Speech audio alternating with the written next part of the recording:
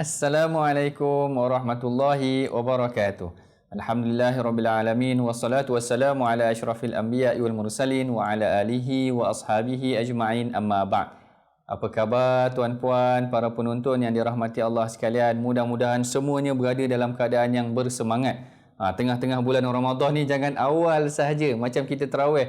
Awal aja semangat, penuh bulan Ramadan ni, tarawih penuh pada minggu pertama. Minggu kedua dah makin kurang, minggu ketiga dah tak ada orang, minggu keempat tinggal imam sahaja dengan dia punya bilal. Jangan macam tu tuan-puan. Kita awal pun semangat, tengah pun semangat. Dalam pertengahan bulan Ramadan ini, nanti kita akan sambut ataupun kita akan diperingati mengenai tentang nuzul Al-Quran, iaitu penurunan Al-Quran. Kalau tuan-puan masih lagi ingat, dalam sesi perbincangan kita yang awal dahulu kita ada cerita kenapa ketika Rasulullah diturunkan Al-Quran itu, baginda Nabi SAW dipeluk oleh Jibril itu tadi. Tapi sebelum kita masuk mengenai tentang kisah tersebut, saya bacakan awal dahulu mengenai tentang hadis penurunan wahyu ini tadi.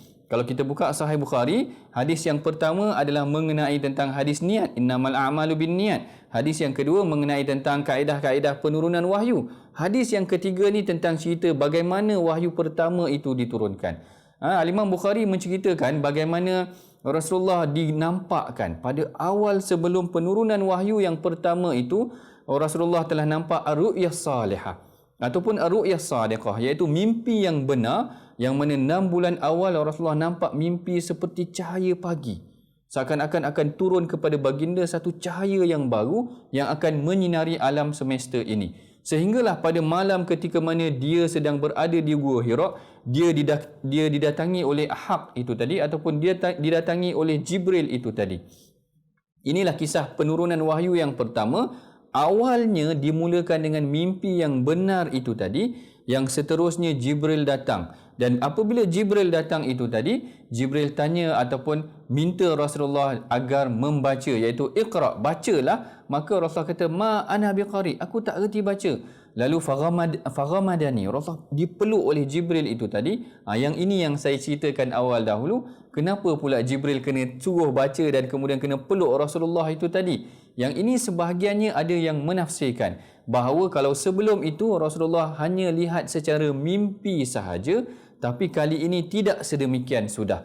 Maknanya Rasulullah memang rasa dirinya seakan-akan dipeluk, bukan satu perkara yang mimpi dah lagi. Maknanya benda tu dah berlaku secara fizikal. Rasulullah sendiri rasa badan dia dipeluk, dan Rasulullah sendiri bila balik tu menggigil-gigil, menunjukkan perkara penurunan wahyu ini bukan mimpi Rasulullah, bukan perkara yang menjadi tuduhan orang kemudian para orientalis, orang yang tak setuju dengan Islam, mereka kata itu mungkin Muhammad hanya mimpi sahaja. Ini bukan mimpi. Itu hikmahnya, salah satu hikmah kenapa Rasulullah itu dipeluk ketika mana berlakunya peristiwa pertama mengenai tentang penurunan wahyu tersebut. Sehinggalah baginda Nabi SAW balik dalam keadaan yang menggigil itu tadi, berjumpa dengan Khadijah. Lalu Khadijah, fazammiluni, zammiluni, Rasulullah kata selimutkan aku. Datang Khadijah menenangkan baginda Nabi SAW, sehingga kan Rasulullah rasa takut. Bila dah tenang jiwa dia, Rasulullah kata akhafu ala nafsi atau fima ma'na. Rasulullah kata aku bimbang ke atas diri aku ini. Lalu Khadijah menenangkan baginda. Khadijah kata innaka la taslur rahim, sesungguhnya engkau ini orang yang menghubungkan silaturahim, orang yang berbuat baik kepada orang lain, membantu manusia, wa taksibul ma'dum dan sebagainya.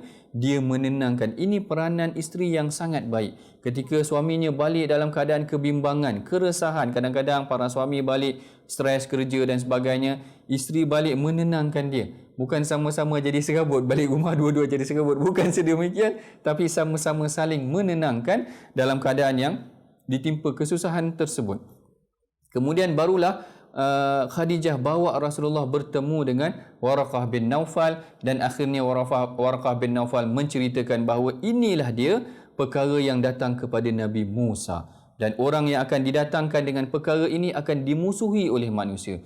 Perhatikan tuan-puan, ini insiden yang pertama mengenai tentang penurunan wahyu. Banyak pengajaran penting yang boleh kita pelajari daripada kisah ini. Yang pertamanya, bagaimana Rasulullah menyendiri untuk mengabdikan diri kepada Allah ketika dalam bulan Ramadan itu sendiri, sehingga diturunkan kepada baginda Nabi SAW wahyu yang pertama. Yang kedua, bagaimana eratnya hubungan suami isteri ini tadi, saling bantu-membantu dalam perkara kebenaran. Dan yang ketiganya, bagaimana kebenaran Islam ini disahkan sendiri oleh orang yang pernah memeluk agama lain, iaitu Warqah. Warqah ini dikatakan pernah memeluk agama Kristian dan dia membenarkan Rasulullah, beriman dengan Rasulullah. Ini pengajaran yang boleh kita perolehi daripada sirah Rasulullah dalam bulan Ramadan mengenai tentang penurunan wahyu. Sehingga kita bertemu lagi dalam sesi akan datang. Assalamualaikum warahmatullahi wabarakatuh.